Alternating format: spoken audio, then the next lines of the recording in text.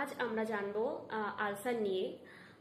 আলসারের জন্য দায়ী কি, কোন ব্যাকটেরিয়া তার নাম জানবো, কিসের মাধ্যমে সেটা বডিতে যাচ্ছে এবং কিভাবে আলসারটা ফর্ম করছে। সবার প্রথমে বলি গ্যাসের সমস্যা, যেটাকে আমরা কিন্তু খুব নেগলেক্ট করি। প্রলং গ্যাস্ট্রাইটিস থেকে কি আলসার হতে পারে? এবং আমরা জানি আলসার এক ধরনের না, অনেক ধরনের হয়। স্টমাকে হয়, তারপরে হচ্ছে স্টমাকে ডিওডেনামে যদি হয় তাহলে সেই আলসারটাকে আমরা বলি ডিওডেনাল আলসার। এবং ডিওডেনাল আলসারের কারণটা কিন্তু মেনলি দেখা যায় হেলিকোব্যাক্টার পাইলোরি। ঠিক আছে, হেলিকোব্যাক্টার পাইলোরি কি একটা ব্যাকটেরিয়া আমরা খালি চোখে দেখতে পাই না, এবং এটা একটা গ্রাম নেগেটিভ ব্যাকটেরিয়া। এটা বেসিক্যালি আমাদের স্টমাককে গিয়ে কিন্তু এফেক্ট করে। সবার প্রথমেই বলি ব্যাকটেরিয়াকে আমাদের স্টমাকে কিন্তু খুব অল্প মাত্রায় হলেও এইচ পাইলোরি থাকে, হেলিকোব্যাক্টার পাইলোরি। এবার প্রথম কথা হচ্ছে তাহলে এটা কি করছে? সবার তো আলসার হচ্ছে না। এটা কখন গিয়ে আমাদের এফেক্ট করে? যখন এটা পরিমাণটা অনেক বেড়ে যাচ্ছে।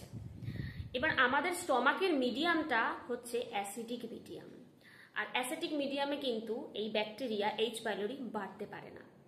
যখন কোনো ব্যাকটেরিয়া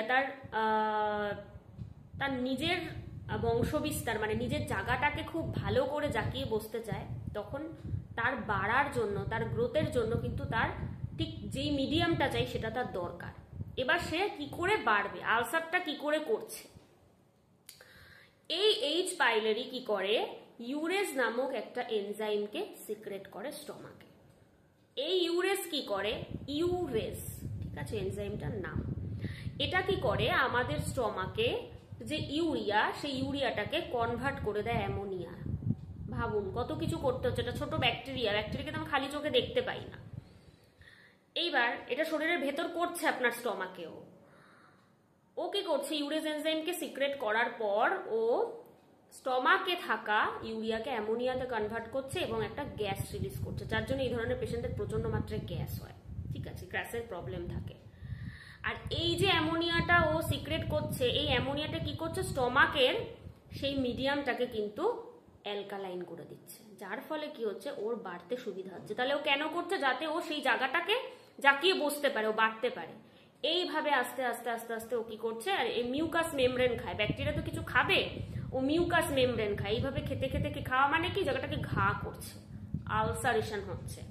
গ্যাস্ট্রাইটিস কন্ডিশন মানে কিন্তু ইনফ্ল্যামেশন, জায়গাটা রেডনেস, একটা ইনফ্ল্যামেশন হয়েছে, আলসারেশন তখনও হয়নি।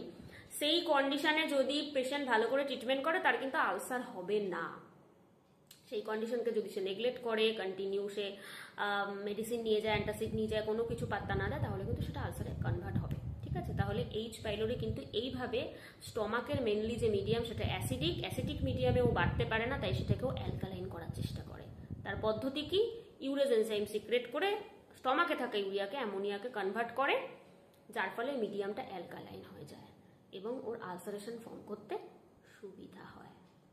ঠিক আছে, এইভাবে আলসারটাকে বাড়ায়। এবার প্রথমে বলি যে এটা কিভাবে আমাদের বডিতে আসে। অ্যাকচুয়ালি এটা ছড়ায় কিন্তু person to person, saliva, vomiting বা ফিকাল ম্যাটার থেকে, আর কন্টামিনেটেড ফুড থেকে। এই জিনিসগুলোর মাধ্যমে এটা বেসিক্যালি স্প্রেড করে। তবে এক্স্যাক্ট ওয়ে কিভাবে বডিতে ঢুকছে সেটা এখনো অবধি কিন্তু জানা যায়নি। আজ এতটুকুই আমরা জানবো যে আলসারের পেশেন্টদের কি ধরনের ডায়েট আমরা দেবো, কি ধরনের লাইফস্টাইলের মধ্যে দিয়ে আমরা যাবো। তার জন্য চ্যানেল সাবস্ক্রাইব করে পাশে থাকবেন। সবাই ভালো থাকবেন।